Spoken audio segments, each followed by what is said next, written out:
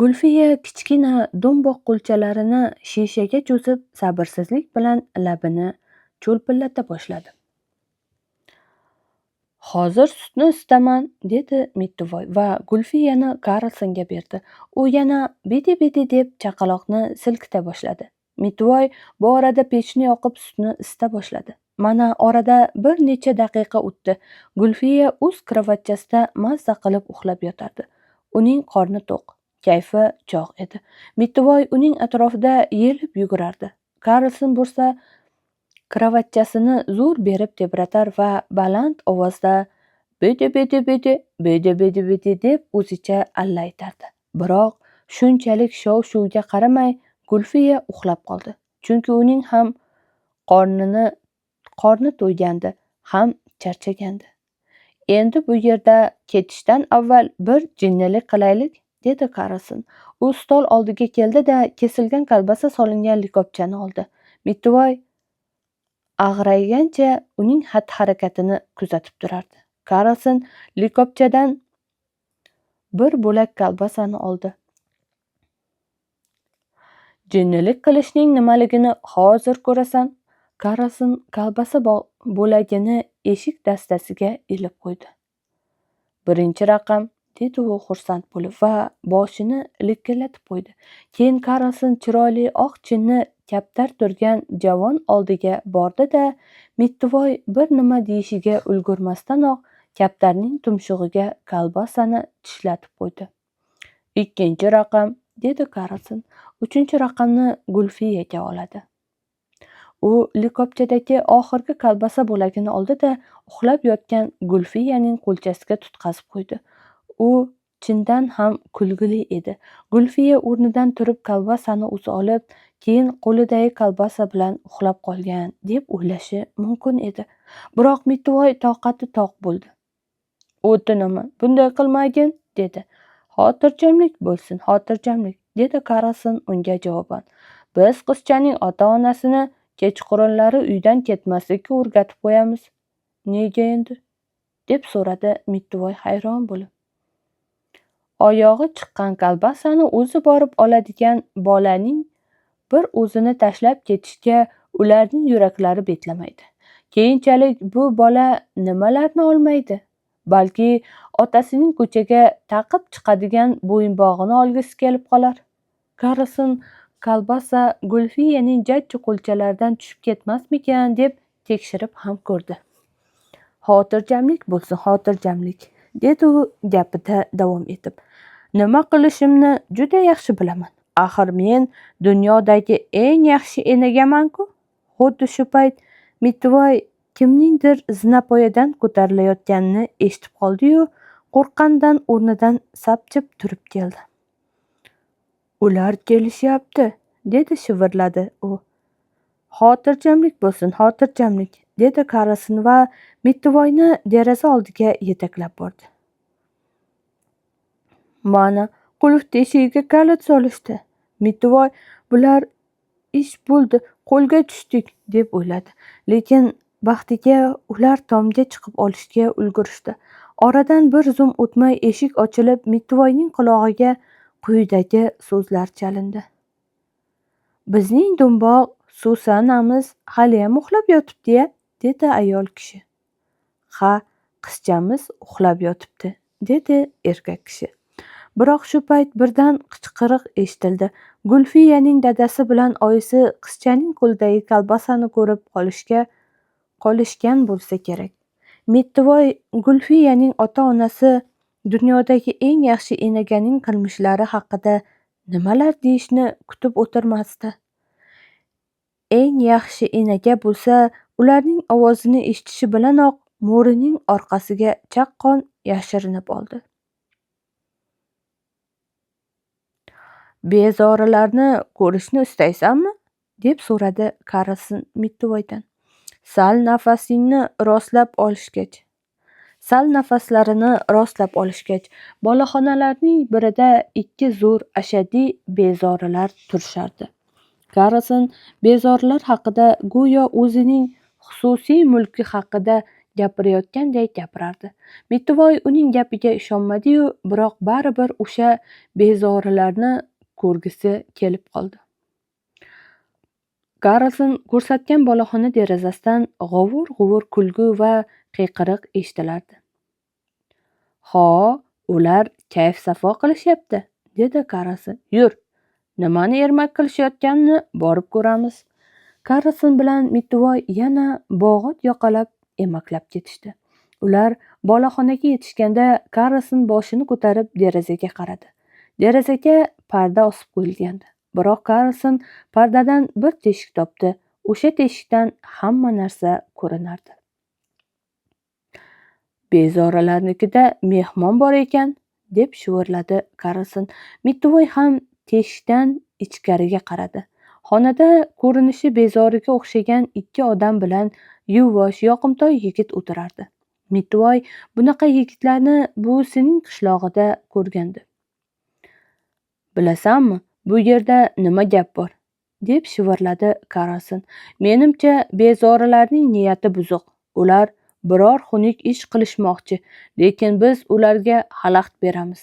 Karlson teshikdan yana bir bor qaradi. "Garov o'ynaymanki, ular qizil bo'yinbog' taqqan yigit bechorani shilishmoqchi." Bezoralar bilan bo'yinbog' taqqan yigit deraza oldida stolcha atrofida ovqatlanib o'tirishardi.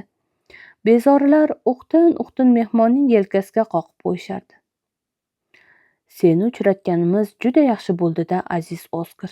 Shaharga birinchi borib kelganingda ochiq ko'ngil, sodiq, samimiy, ishonchli do'stlar topging keladi. Qallob, firibgar odamlarning qo'liga tushib qolsang bormi, seni bir pasda shilib ketishadi-da", deyishardi. Bezoralar uning gapini ma'qullashib, boshqalarni laqillatishadi.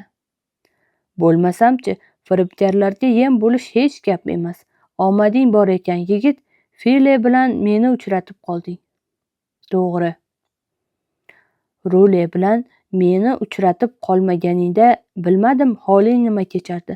Mana endi bemalol maishatingni qilaver", dedi File ismli yigit va yana Oskarning yelkasiga qoqib qo'yishdi.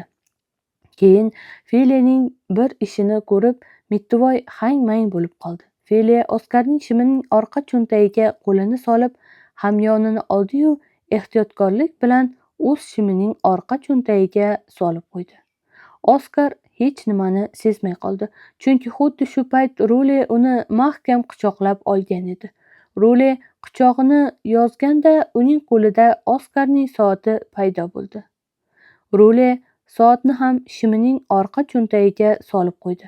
Oskar buni ham sezmadi. Biroq tomda yashovchi Karlson birdan semiz do'mboq qo'lini parda tagiga ehtiyotkorlik bilan suqdi-da, Filening cho'ntagidan hamyonni olib qo'ydi. File ham hech nimani sezmadi. Keyin Karlson do'mboq qo'lini parda tagiga suqib, Rulening cho'ntagidan soatni oldi. Rule, File va Oskar yana bir marta qadah ko'tarishdi. U bu yeyishib, bir oz gaplashib o'tirgandan keyin File cho'ntagiga qo'lini solib ko'rsaki, hamyon yo'q. U Rulega g'azab bilan qaradi-da, shunday dedi: "Menga qara, Rule, yur, tashqariga bir chiqib kelaylik, ikkovimiz gaplashib olishimiz kerak." Xuddi shu payt Rule ham qo'lini cho'ntagiga soldi. Qarasaki, cho'ntagida soat yo'q. Endi u ham Filega jahl bilan tikildi-da. "Yur, mening ham senda aytadigan gapim bor", dedi. Oskar yolg'iz o'zi zerikib ketdi shekilli, yangi og'aynilari nima qilishayotganini ko'rgani dahlizga chiqdi. Karlson derazadan lip etib sakrab tushdi-da, hamyonini chinni idishiga solib qo'ydi. File, Rule, Oskarlar sho'rvani allaqachon ichib bo'lishgandi. Shuning uchun ham hamyon ho'l bo'lmadi. Soatni esa Karlson lampaga ilib qo'ydi.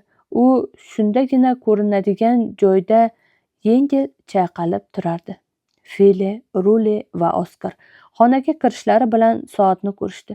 Biroq Karlsonni payqashmadi, chunki u dasturxon yozilgan stol tagiga kirib olgandi. Mittivoy ham stol tagida edi. U qanchalik qo'rqmasin, Karlsonni bunday xavf-xatarda yolg'iz qoldirib ketishni istamadi. Qaranglar, soatim lampada osilib turibdi-ya, dedi Oskar hayron bo'lib. Tavba, u yoqqa qanday chiqib qoldi? U lampa oldiga borib soatni oldi-da, kamzulining cho'ntagiga solib qo'ydi. Iye, hamyonim kosada yotibdi. Rost qaranglar-a, deb qichqirib yubordi yana Oskar. Kosani ko'tarib, juda qiziq bo'ldi-yu. Rule bilan Fili Oskarga hayron bo'lib qarab qolishdi. Qishlog'ingiz yigitlari uddaburon ko'rinadi, bo'sh kelishmaydi-ya, deb xitob qilishdi ular baravariga. Keyin Oskar, Rule, Filining yana stol atrofida o'tirishdi. Azizim Oskar, dedi Fili, to'yguningcha yeb ichgin. Ular yana yeb ichishdi.